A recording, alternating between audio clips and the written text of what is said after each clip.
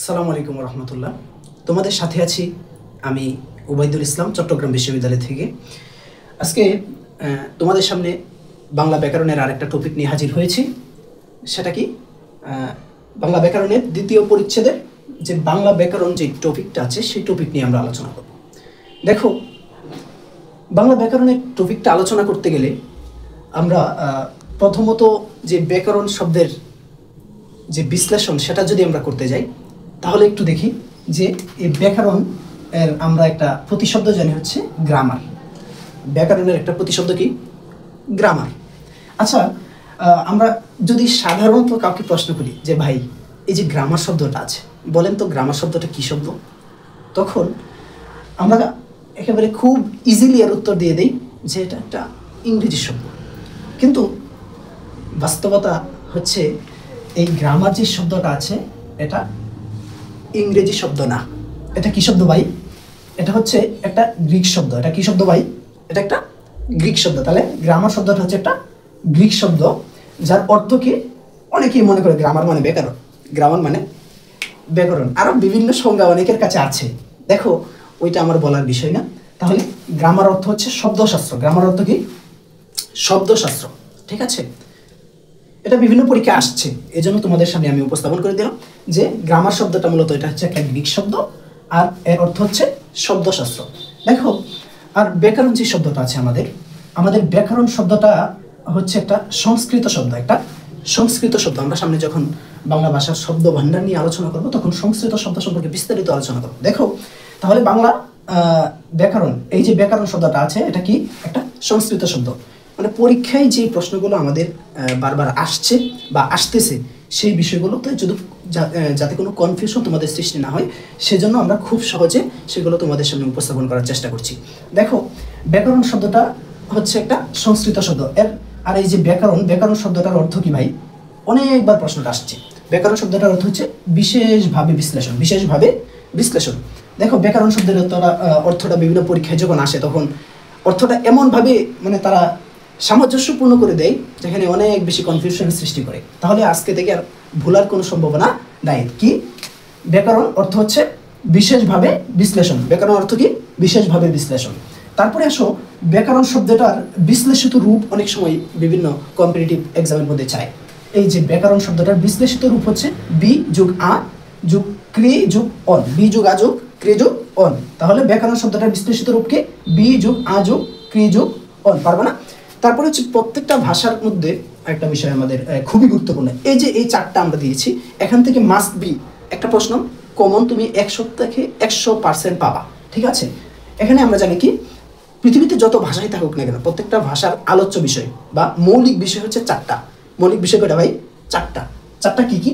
তেমনইভাবে অনেক সময় প্রশ্ন আসে যে বাংলা ব্যাকরণের আলোচ্য বিষয় কয়টা? তাহলে আমরা উত্তর করব বাংলা ব্যাকরণের আলোচ্য বিষয় হচ্ছে চারটা। বাংলা ব্যাকরণের আলোচ্য বিষয় কয়টা? চারটা। তারপরে আসো, এই চারটা কি কি? 1 নম্বর হচ্ছে ধ্বনিতত্ত্ব, তারপরে 2 নম্বর হচ্ছে শব্দতত্ত্ব, বাক্যতত্ত্ব, অর্থতত্ত্ব, তারপর হচ্ছে অভিধান তত্ত্ব যেটা আছে সেটা হচ্ছে একটা অতিরিক্ত। ঠিক আছে, তবে অতিরিক্ত হলেও এটা আমাদের লাগবে। কেন লাগবে? আমাদের অনেক সময় পারিভাষিক শব্দের ক্ষেত্রে অর্থ আসে যে কি, ফোনোলজি অর্থ কি? ফোনোলজি অর্থ কি? অনেকবার তোমরা যদি বিগত সালের প্রশ্নগুলো অ্যানালাইসিস করো তাহলে খুব ভালো করে দেখবা যে অসংখ্যবার কম্পিটিটিভ এক্সামগুলোতে আসছে যে কি, ফোনোলজি এর পারিভাষিক শব্দ কোনটি। তাহলে খুব সহজে এখান থেকে দিয়ে দিবা। আর এখান থেকে যদি তোমরা কম্পারেটিভলি পড়ো তাহলে আর কখনো বলার সম্ভাবনা নাই। তাহলে কি, ফোনোলজি মানে কি? ধ্বনিতত্ত্ব। ফোনোলজি মানে কি? ধ্বনিতত্ত্ব। মরফোলজি মানে কি? যদি আসে, মরফোলজি মানে হচ্ছে শব্দতত্ত্ব। অনেক সময় আসে শব্দতত্ত্ব বা রূপতত্ত্ব। শব্দতত্ত্বের একটা নাম হচ্ছে রূপতত্ত্ব, এটা মনে রাখবা।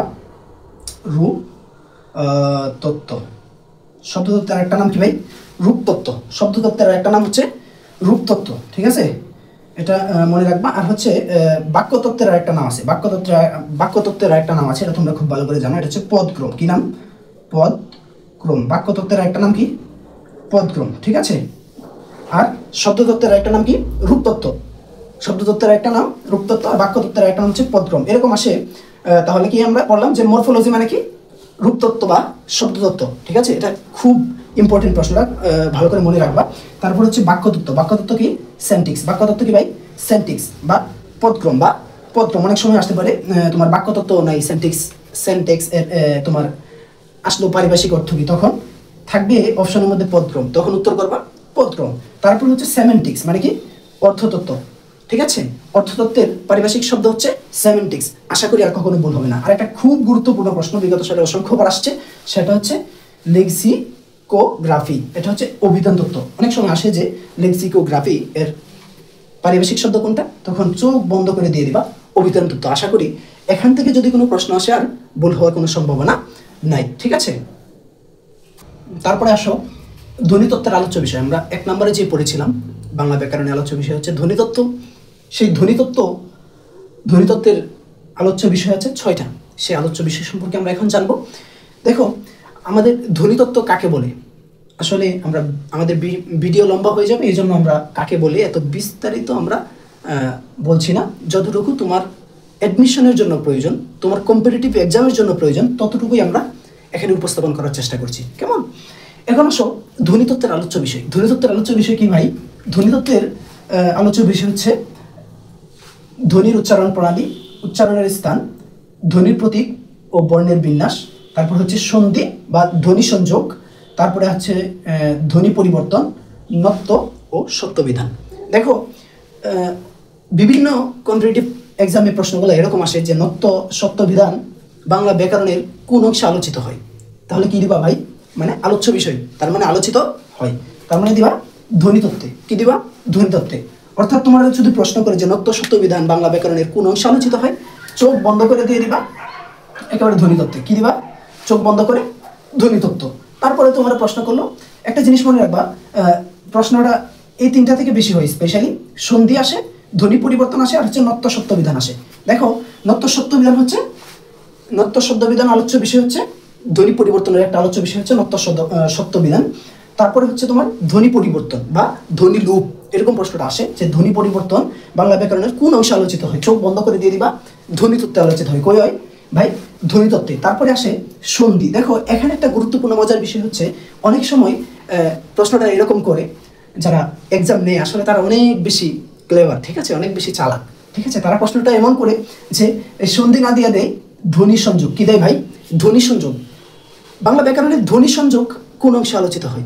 তখন তোমাদের বা আমাদের মতো একটু লো লেভেলের স্টুডেন্ট যারা আছে তাদের মাথা একেবারে নষ্ট হয়ে যায়। দেখো, অ্যাডমিশন পরীক্ষার মধ্যে তুমি দেখবা তোমার সব কমন, বা তুমি আঁকাবা ভুল কেন?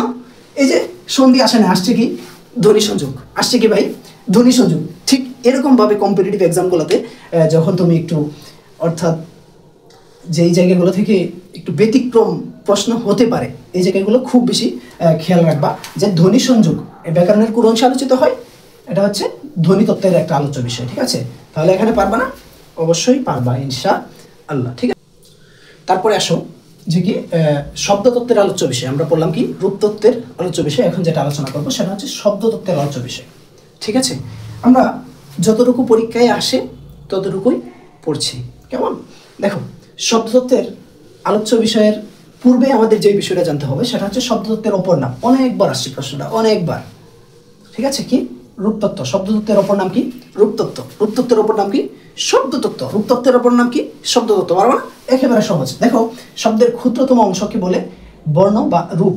দেখো, একটা গুরুত্বপূর্ণ প্রশ্ন হচ্ছে এটা, যে আমি কি বললাম, মানে তোমার প্রশ্ন কমন দেখবা প্রশ্ন করছে, আমি ইতিপূর্বে কিন্তু এটা আলোচনা করেছিলাম যে শব্দের ক্ষুদ্রতম এককে বলে বর্ণ। শব্দের ক্ষুদ্রতম একক, ঠিক না? আমরা আলোচনা করেছিলাম যে ক, এটা হচ্ছে একটা ক্ষুদ্রতম একক, তাই তো? ঠিক না? এখন শব্দের ক্ষুদ্রতম একক কি আমরা জানি? বর্ণ। কিন্তু তুমি এক্সামে যখন বসবা তখন দেখবা যে সেখানে বর্ণ নাই, আছে কি? রূপ। সেখানে কি আছে? রূপ। তখন তো তুমি কনফিউশনে পড়ে যাবা যে কি, হায় হায় এতদিন পড়লাম বর্ণ, আজকে তো বর্ণ নেই, তাহলে কি উত্তর করবো, ঠিক না? তখন তোমাকে তার মানে জেনে রাখা ভালো যে শব্দের যে ক্ষুদ্রতম অংশ সেটাকে বর্ণ বা রূপ বলা হয়, বর্ণ বা রূপ বলা হয়। এখন আর কনফিউশন থাকবে? আশা করি আর কনফিউশন থাকার কোনো কথা না। তারপরে আসো এক বা একাধিক ধ্বনির অর্থবোধক সম্মিলনকে, ধ্বনির অর্থবোধক সম্মিলনকে বলে শব্দ। দেখো, আমরা বলেছিলাম, দেখো কেমন আমি মোটামুটি তোমাদের কনফিউশনাল যে প্রশ্নগুলো সেগুলো কিন্তু তুলে ধরার চেষ্টা করতেছি। কেমন? যখন তুমি এক্সামে বসবা তখন দেখবা এক বা একাধিক ধ্বনির অর্থবোধক সম্মিলনকে বলে বাক্য, মানে তুমি যা করবা আর কি, ঠিক আছে। বা সাধারণত কম্পিটিটিভ এক্সামগুলোতে তুমি যখন তোমার মধ্যে যখন নার্ভাসনেস কাজ করবে, ঠিক আছে, তখন তুমি আর শব্দ দিবা না, যদি তুমি না পড়ো তাহলে দিবা না, তখন দিবা কি বাক্য, যদি তোমার মুখস্থ বিদ্যা হয়, ঠিক আছে। আর যদি তুমি একটু বুঝে পড়ো তাহলে কি দিবা, যে এক বা একাধিক ধ্বনির অর্থবোধক সম্মেলনকে বলে শব্দ। ধ্বনির অর্থবোধক সম্মেলন ভাই কি এটা, যেমন আমরা পড়ছিলাম যে এটা কয়েকটা হচ্ছে ধ্বনি, যোগ ল হচ্ছে একটা ধ্বনি, তারপর হচ্ছে যোগ ম হচ্ছে একটা ধ্বনি, ঠিক আছে। এটা হচ্ছে একটা অর্থবোধক ধ্বনি, ঠিক আছে। দেখো আমরা বলছি যে এক বা একাধিক, এই যে একটা দুইটা তিনটা মানে একাধিক ধ্বনির সম্মিলনে আমাদের শব্দ তৈরি হচ্ছে, তাই না। দেখো একটা বিষয় আমরা অর্থবোধক, একটা বিষয় এখানে কি অর্থবোধক লাগবে। আমাদের একাধিক ধ্বনি একসাথে হলো বাট অর্থ প্রকাশ করলো না, সেটা শব্দ হতে পারে না। যেমন আমরা যদি এখানে লিখি যে ম যোগ ল যোগ ক, দেখো এখানে ম যোগ ল যোগ ক যখন বলি তখন আর এটার অর্থটা কলম হয় না, হয়েছে মলক। দেখো মলক বলতে তাম পৃথিবীতে এখন পর্যন্ত তুমি কিছু শুনেছো? আশা করি শোনো নাই, ঠিক আছে। তাহলে কি কলম, তাহলে কলম অর্থবোধক সম্মেলনে বলে শব্দ, অর্থবোধক হওয়া লাগবে। এক বা একাধিক ধ্বনির অর্থবোধক সম্মেলনকে বলে শব্দ। আশা করি এটার কনফিউশন আর থাকবে না। দেখো তারপরে হচ্ছে এই আলোচ্য বিষয় থেকে আর যে প্রশ্নগুলো আসে সেটা হচ্ছে শব্দতত্ত্বের আলোচ্য বিষয় বা রূপতত্ত্বের আলোচ্য বিষয় কোনটি, নিচে প্রশ্ন করে তখন তুমি দিবা কি শব্দ হচ্ছে শব্দতত্ত্বের আলোচ্য বিষয় শব্দের আকার, তারপরে হচ্ছে শব্দের গঠন, পদ, হ্যাঁ, তারপরে হচ্ছে তোমার পদের পরিচয়, উপসর্গ অনুসর্গ বিভক্তি, ঠিক আছে। তারপরে হচ্ছে লিঙ্গ, বচন, ধাতু, তারপরে আছে শব্দরূপ, তারপরে হচ্ছে সমাস, তারপরে আছে প্রকৃতি প্রত্যয়, তারপরে হচ্ছে ক্রিয়ার কাল, তারপরে হচ্ছে শব্দের ব্যুৎপত্তি। দেখো এখান থেকে সব থেকে ইম্পর্টেন্ট যে প্রশ্নগুলো সেগুলো হচ্ছে তোমার প্রশ্ন করে যে সমাস ব্যাকরণের কোন অংশে আলোচিত হয়, এগুলো স্পেশালি মাথায় রাখবা যে সমাস আলোচিত হচ্ছে শব্দতত্ত্বে, সমাস করে আলোচিত হয় শব্দতত্ত্বে। প্রশ্ন আসে প্রকৃতি প্রত্যয় ব্যাকরণের কোন অংশে আলোচিত হয়, উত্তর করবা শব্দতত্ত্বে। তারপরে আসে ক্রিয়ার কাল ব্যাকরণের কোন অংশে আলোচিত হয়, উত্তর করবা কি শব্দতত্ত্বে বা রূপতত্ত্বে। অনেক সময় শব্দতত্ত্ব অপশনে থাকে না, থাকে হচ্ছে রূপতত্ত্ব, ঠিক আছে। সুতরাং এই বিষয়গুলো খুব ভালো করে মাথায় রাখবা। তারপরে আর যে প্রশ্নগুলো আসে সেটা হচ্ছে উপসর্গ ব্যাকরণের কোন অংশে আলোচিত হয়, সেটা হচ্ছে শব্দতত্ত্বে। তারপরে আসে অনুসর্গ, ঠিক আছে, ব্যাকরণের কোন অংশে আলোচিত হয় শব্দতত্ত্বে। বিভক্তি, বিভক্তি ব্যাকরণের আলোচিত হয়েছে শব্দতত্ত্বে। দেখো কারক, এটা কিন্তু নতুন ব্যাকরণ অনুযায়ী পরিবর্তন হয়ে গেছে, বর্তমানে কারক তোমার আলোচিত হচ্ছে অর্থতত্ত্বে, ঠিক আছে। কারক আলোচিত হয় অর্থ তত্ত্বে, আই থিঙ্ক অর্থতত্ত্বে না, কারক আলোচিত হচ্ছে পদক্রমে, অর্থাৎ কি আমাদের যে 3 নম্বরটা আছে বাক্যতত্ত্ব, বাক্যতত্ত্ব, ঠিক আছে। বাক্যতত্ত্বে কারক আলোচিত হয়েছে বাক্যতত্ত্বে, এটা কিন্তু নতুন ব্যাকরণ অনুযায়ী হয়েছে, ঠিক আছে, এটা একটু মাথায় রাখবা। আর হচ্ছে লিঙ্গ, বচন, বচন অনেক সময় আসে, বচন, বচন কোথায় আলোচিত হয় শব্দতত্ত্ব বা রূপতত্ত্বে, ধাতু আলোচিত হয় শব্দতত্ত্ব বা রূপতত্ত্বে, এটা আসে অনেক সময়। পদ, পদ ব্যাকরণের কোথায় আলোচিত হয় পদ, দেখো পদ আলোচিত হয় শব্দতত্ত্ব বা রূপতত্ত্বে। আশা করি এই বিষয়টা খুব ভালো করে মাথায় রাখবা, একেবারে মুখস্থ করে ফেলো, স্পেশালি যদি পারো একটু কষ্ট করে নোট করো, ঠিক আছে। নোট করার ফজিলতটা তুমি যখন এডমিশনের পরীক্ষায় বসবা তখন না বুঝবা, ঠিক আছে। তুমি এত বড় বড় বই এগুলো পড়ে শেষ করতে পারবা না, তুমি যদি নোট পড়ো নোটটা খুব কম সময়ে তুমি সেটা কমপ্লিট করতে পারবা, ঠিক আছে।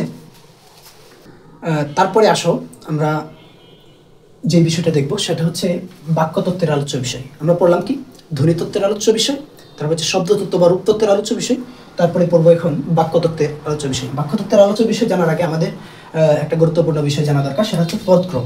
পদক্রমটা কি বাক্যতত্ত্বের অপর নাম, বাক্যতত্ত্বের অপর নাম। দেখো এটা এই বাক্যতত্ত্বের চাইতে বেশি গুরুত্বপূর্ণ হচ্ছে পদক্রম, ঠিক আছে।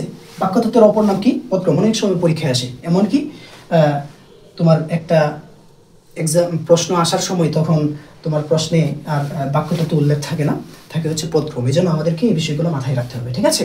তারপরে দেখো বাক্যতত্ত্বের আলোচ্য বিষয় কি বা পদক্রমের আলোচ্য বিষয় কি। 1 নম্বর হচ্ছে তোমার বাক্যের গঠন প্রণালী। অনেক সময় প্রশ্ন করে এরকম যে বাক্যের গঠন প্রণালী বাংলা ব্যাকরণের কোন অংশে আলোচিত হয়, তখন আর বাক্যতত্ত্ব থাকে না, থাকে পদক্রম, উত্তর করবা পদক্রম। তারপরে আসো বিভিন্ন উপাদানের সংযোজন বিয়োজন, এদের সার্থক ব্যবহার, অর্থাৎ বাক্যের গঠন প্রণালীগুলো আছে সেগুলো সার্থক ব্যবহার হচ্ছে বাক্যতত্ত্বের আলোচ্য বিষয়, ঠিক আছে। তারপর হচ্ছে বাক্যের যোগ্যতা বিকাশ, বাক্য মধ্যে পদের স্থান বা পদের ক্রম, ঠিক আছে। তারপরে হচ্ছে পদের রূপ পরিবর্তন, এক কথায় প্রকাশ, বিরাম চিহ্ন, সর্বোপরি যেটা দরকার সেটা হচ্ছে কারক। দেখো সব থেকে বেশি যে প্রশ্নগুলো আসে সেটা হচ্ছে তোমার প্রশ্ন আসে যে এক কথায় প্রকাশ বাংলা ব্যাকরণের কোন অংশে আলোচিত হয়, উত্তর করবা পদক্রম বা বাক্যতত্ত্বে। তারপরে প্রশ্ন আসে যে বিরাম চিহ্ন এটা বাংলা ব্যাকরণের কোথায় আলোচিত হয়, ঠিক আছে, উত্তর করবা পদক্রমে। তারপরে যে প্রশ্নটা আসে সব থেকে বেশি বর্তমানে সেটা হচ্ছে কারক। কারণ আগে তা রূপতত্ত্বের আলোচ্য বিষয় ছিল। বর্তমানে বাংলা একাডেমি প্রণীত বর্তমানে এডিশনের যে বই আছে সেখানে এই কারককে অন্তর্ভুক্ত করা হয়েছে কোথায়? বাক্যতত্ত্বের অন্তর্ভুক্ত করা হয়েছে বা পদক্রমের। আশা করি এই বাক্যতত্ত্ব বা পদক্রম থেকে কোনো প্রশ্ন আসলে খুব সহজে উত্তর করতে পারবা। তারপরে আসো বাংলা ব্যাকরণের সর্বশেষ যেই আলোচ্য বিষয় সেটা হচ্ছে অর্থতত্ত্ব। সেটা কি ভাই? সেটা হচ্ছে অর্থতত্ত্ব। দেখো এই অর্থতত্ত্বের আমাদের 4টা আলোচ্য বিষয় আছে। সেটা কি?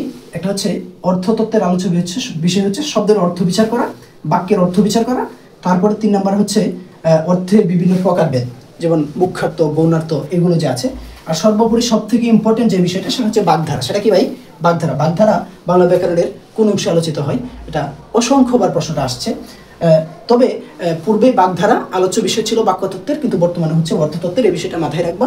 তো বাংলা ব্যাকরণের যে আলোচ্য বিষয় আছে, আলোচ্য বিষয়ের সম্পূর্ণ আলোচনা হচ্ছে এই জায়গায় উপস্থাপন করা হলো। আরেকটা বিষয় এখানে মজার বিষয় হচ্ছে দেখবা অর্থ রিলেটেড যা আছে সব হচ্ছে অর্থতত্ত্ব, উইদাউট বাগধারা, উইদাউট বাগধারা। এই জন্য বাগধারাটা আলাদাভাবে খেয়াল রাখবা। সর্বোপরি আমাদের বাংলা ব্যাকরণের 2য় পরিচ্ছেদের যে বিস্তারিত আলোচনা সম্পূর্ণটা এখানে করা হলো। তোমরা যারা আমাদের ক্লাসটি করেছো, তোমরা যদি আমাদের ক্লাসটি ভালোভাবে করে থাকো তাহলে ইনশাল্লাহ তোমাদের এই বাংলা ব্যাকরণের 2য় পরিচ্ছেদ থেকে কোনো কনফিউশন থাকার কোনো কথা না। আমরা বিশ্বাস করি যে তুমি যদি বাংলা ব্যাকরণের এই সম্পূর্ণ ক্লাসটা কমপ্লিট করো তাহলে সফলতার স্বর্ণখচিত আসনটা তোমারই হবে। বিদায় নিচ্ছি আজকের মতো। দেখা হচ্ছে বাংলা 2য় পত্রের আরেকটা কোনো টপিকে। আসসালামু আলাইকুম ওয়া রাহমাতুল্লাহ।